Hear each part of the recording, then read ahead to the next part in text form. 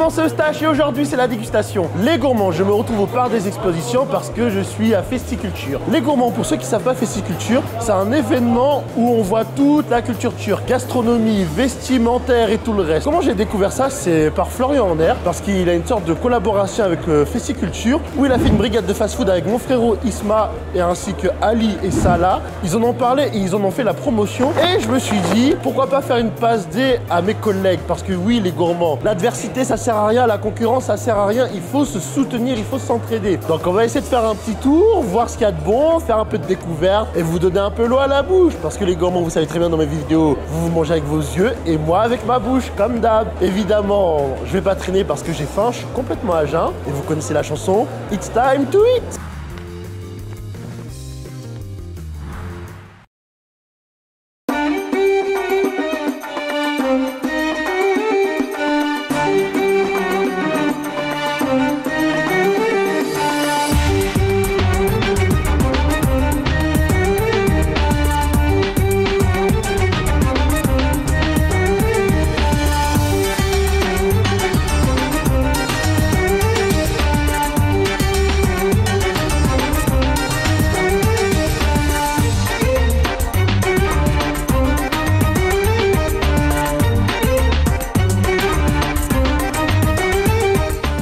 Donc en gros les gourmands, vous avez vu, il y a aussi des défilés. C'est ça qui est cool, il n'y a pas que de la bouffe, c'est vraiment toute la culture turque. Honnêtement c'est sympa hein. Bon les gourmands, moi je vais graille parce qu'il y a écrit Eustache gourmand, il n'y a pas écrit Eustache l'explorateur. Bon les gourmands, on va commencer enfin cette dégustation et on va commencer forcément avec un truc turc. Regardez ça, on a du simit. C'est un pain turc, il est à 2 €. En temps normal il se mange nature. Je suis allé dans un endroit où on peut le prendre. Soit en nature, soit au fromage, soit au Nutella. On va voir s'il y a vraiment du fromage.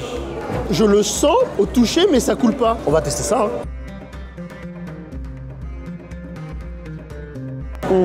Le fromage on le voit pas mais il est vraiment bon au goût hein. Ça je vous assure. Pas très cher, ça fait le taf mais clairement je valide la validité de la validation.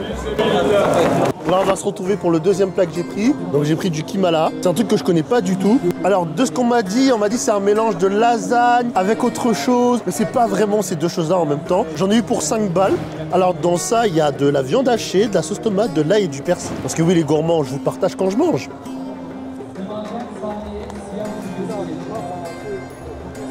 Franchement, c'est très goûtu. On sent vraiment la saveur de chaque ingrédient. Malheureusement, c'est assez froid. Quand je suis allé au stand, ça avait pas mal refroidi, je pense, parce qu'il c'était déjà prêt. Et je pense qu'avec le temps que je trouve une place, ça a été compliqué aussi.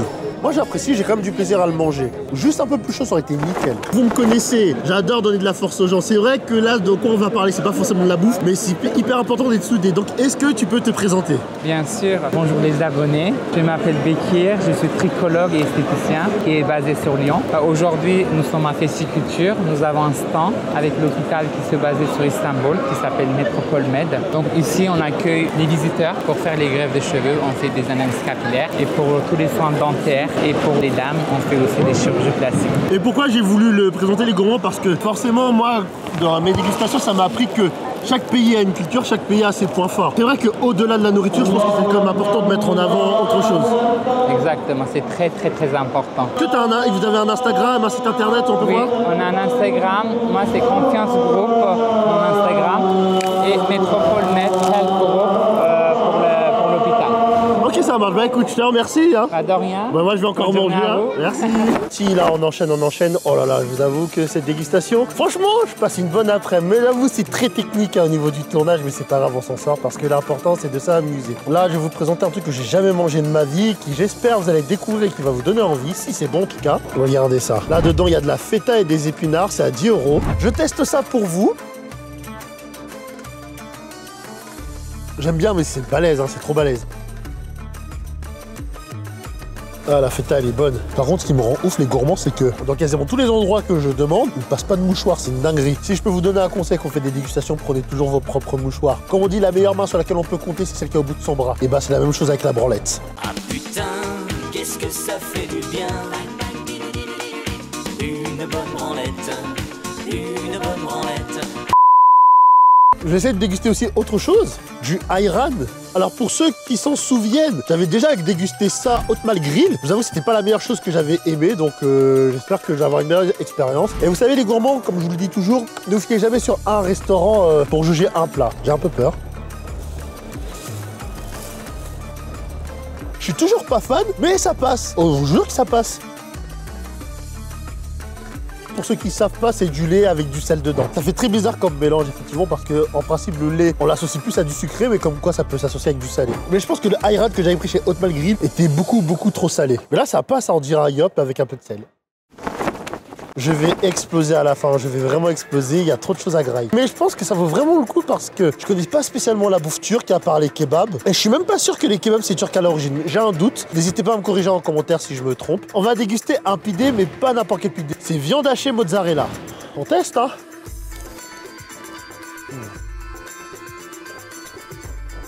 C'est super bon. Oh putain. De 1, il y a beaucoup de goût, et de 2, ça blinde bien parce qu'il y en a plusieurs, il y en a à peu près 6 là, des morceaux comme ça. Ah. Oh putain, c'est trop bon. Et en plus, il y a une chose à mentionner. En principe, plus vous mangez, plus vous êtes dans un état de léthargie, et moins vous sentez de saveur. Et malgré tout ce que j'ai goûté précédemment, j'arrive vraiment à prendre du plaisir à prendre ça.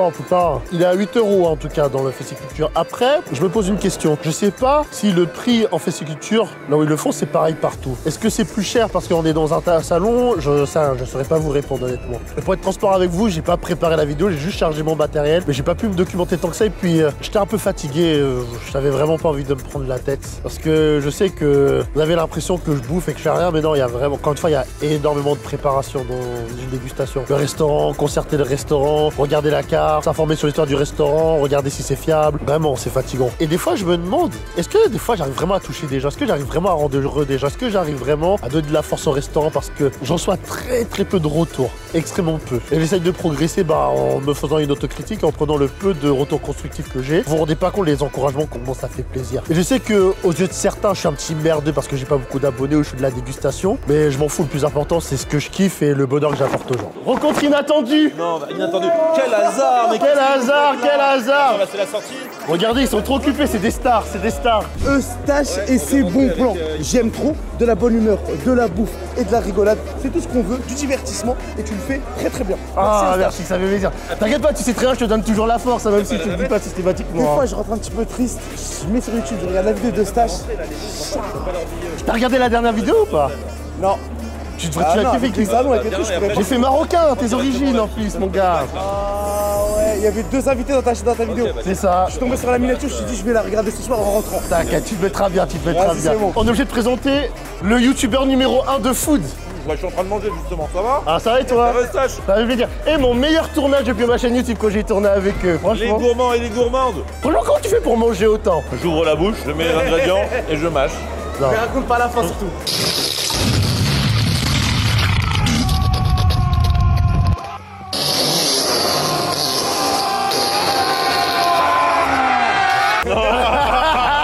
Faut jamais raconter la fin. Bah justement, je suis venu grâce à vous parce que, comme j'aurais dit, faut faire la passe D au collègue, tu vois, parce que ils ont fait une brigade en Turquie et il y avait une réduction par le code de la brigade, ce que j'ai fait. La brigade 25. Exactement. T'as payé que 7,50 €. Exactement. Alors, tu vas faire quoi avec les 2,50 € que t'as économisé? Mais je vais le manger, frérot. Ah, bah,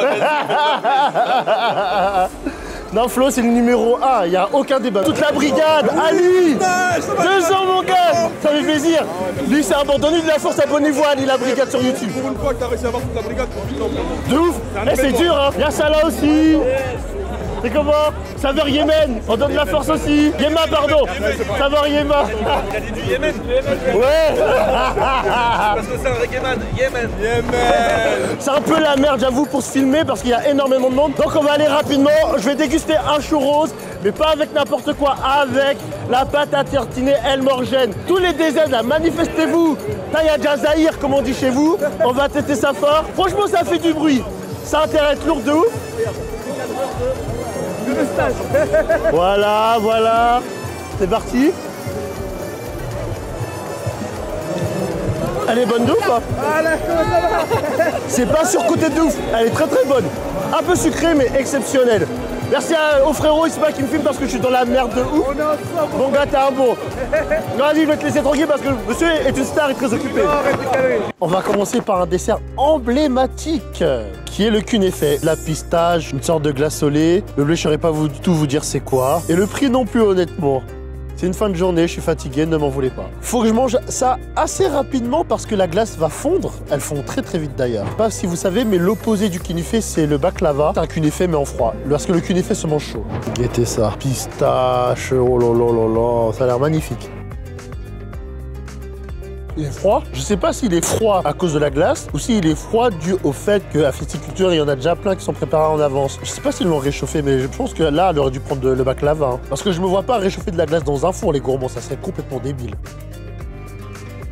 Ah, la glace, elle est magnifique. Hein. Tu sens un goût de lait. Ah, je vous avoue que je suis un peu déçu. Hein. Pourtant, j'en ai déjà mangé un avant et il avait meilleur goût. On tente une dernière cuillère, on sait jamais, peut-être que ça marchera. Pas validé honnêtement. Bon, on va passer au dernier dessert. Dernier dessert de cette dégustation, dernier plat tout court de cette dégustation de Festiculture. Et j'ai décidé de conclure ça avec un dessert que je ne connais ni d'Ève ni d'Adam. Dessert au caramel. Alors la dame m'a dit le nom, je ne me souviens absolument pas. Absolument pas. Le problème avec les plats turcs, c'est que quand on me dit les noms des plats, je ne sais pas du tout parce que c'est une langue qui m'est pas du tout familière. Comme je vous ai dit, j'ai pas du tout préparé la vidéo, j'ai que chargé le bateau, j'étais vraiment fatigué. Mais j'avais envie de passer un temps avec vous et puis ça m'a fait du bien en vrai. Guettez ça, c'est pas trop magnifique ça. Oh là là là là.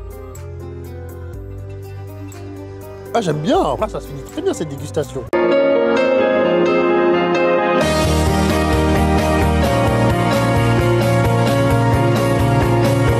C'est très crémeux, je trouve ça limite un peu trempé, mais franchement c'est efficace. Faut savoir que j'avais le choix entre caramel et la framboise, et je me suis plus penché pour caramel. Je me suis dit, il y aura plus de goût. Surtout si j'avais pris à la framboise, j'aurais pas kiffé. Hein. Allez, la dernière cuillère avant la conclusion. Oh là là, c'est tellement agréable en bouche, une vraie saveur. Et vous voyez les gourmands qu'on fait un repas de famille, quand on mange comme un porc et qu'on n'a plus faim du tout. Vous savez, il y a toujours une petite place dans le ventre pour le dessert. Je vous jure, on vous met ça devant, votre ventre, il se vide instantanément, sans même vous aller faire caca. Bon, on se retrouve pour la conclusion. Bon les gourmands, on se retrouve pour la conclusion. Et qu'est-ce que j'ai à dire de cet événement Festiculture? Bon événement, franchement beaucoup de points positifs. Déjà pour la bouffe, c'est bien de faire découvrir la culture turque. Déjà de manière dégustative, mais aussi autre chose parce que comme je vous l'ai dit, il n'y avait pas que la nourriture, il y avait plein d'autres choses, des vêtements, des meubles, c'était ultra diversifié. Aussi la présence d'influenceurs, la brigade des fast-food comme vous avez pu le voir. Il y avait Inoxtag aussi qui était présent, j'ai pas voulu trop filmer parce que honnêtement c'était pas la chose qui m'intéressait le plus. Inoxtag c'est un créateur de contenu que j'aime beaucoup, je ne suis pas à l'affût de toutes ses vidéos, mais franchement quand je regarde ses vidéos j'aime bien, mais c'était compliqué à gérer, sachant qu'à la base je voulais que ce soit un tournage qui était court et en fait finalement c'était pas le cas parce que je suis venu à 11h, il est quasiment 17h, c'est l'un de mes tournages les plus longs que j'ai fait de ma chaîne, mais honnêtement c'était vraiment agréable. Concernant les points négatifs, c'était compliqué de manger parce qu'il y avait tellement de monde, les tables étaient tellement prises et je suis dans un endroit qui est pas forcément le plus clean, mais voilà, j'ai réussi à me démerder pour filmer. Et le fait que certains plats n'étaient pas chauds, les artisans font en sorte de s'adapter à l'événement et à la clientèle, mais du coup il y a des plats que je recevais qui étaient même pas chauds alors qu'ils se mangeaient chaud. Ça reste quand même un bon tournage, franchement ça m'a vraiment fait du bien. C'est vrai que je sens la différence parce que ça faisait longtemps que j'avais pas fait un tournage qui n'était pas préparé. C'est là que je prends vraiment l'importance de préparer son tournage, s'informer sur les noms des plats, le prix, les ingrédients, parce que c'est ça qui donne ma matière pour faire un montage. Et surtout, ce que vous comprenez, il y a beaucoup de gens qui me complimentent pour le montage, mais on n'a pas un bon montage s'il n'y a pas une bonne préparation, on n'a pas un bon montage si nos rushs ne sont pas clean, si on n'a pas un bon son, si on n'a pas une bonne image, si on n'a pas des interactions qui sont intéressantes. Vous pouvez avoir les meilleures compétences du monde, mais s'il n'y a pas tout ça avant, franchement, vous ne pouvez pas sauver les meubles de fou. Je pense que c'est un bon tournage, j'ai passé une bonne journée, ça m'a fait du bien de revoir la brigade, franchement. Dédicace à vous et merci pour le coup de pouce que vous m'avez donné. Vous savez très bien de quoi je parle. Et j'ai fait d'autres rencontres aussi sympas, les saveurs Yema aussi. En tout cas, voilà, et franchement, c'était important pour moi de faire ce tournage-là, aussi pour montrer que dans ce milieu-là, ça marche bien à l'entraide. Moi, je vais faire aussi une passe à la brigade des fast-food, parce que c'est vrai que quand il y a des gens qui réussissent dans ce milieu, ça attise beaucoup de jalousie et de haine. Et pour moi, dans ce milieu-là, on s'en sort en étant soudés et pas en se faisant la gueule et en se crachant dessus et en se dénigrant. Donc, merci à vous d'avoir suivi cette vidéo. Ah oui, bien sûr, il y a aussi un autre défaut aussi venant de Festiculture, c'est qu'on n'était pas assez informé sur le site. On ne sait pas les stands, on ne sait pas ce qu'il y avait concrètement et ça c'est dommage. Donc c'était encore plus compliqué pour moi de préparer ce tournage. Donc moi, je suis quand même satisfait. Donc les gourmands, n'hésitez pas à liker, à commenter, à partager, de vous abonner. Et bien sûr, pour Festiculture et à tous les gens franchement qui se sont mobilisés pour cet événement, on va chanter l'hymne des gourmands. Et si t'es fier d'être un gourmand, tape sur ton ventre. Si t'es fier d'être un gourmand, tape sur ton ventre. Si t'es fier d'être un gourmand, si t'es fier d'être un gourmand, si t'es fier d'être un gourmand, tape sur ton ventre. Merci encore d'avoir suivi cette vidéo et on se dit à une prochaine dégustation parce que je mange pas pour vivre, je vis pour manger.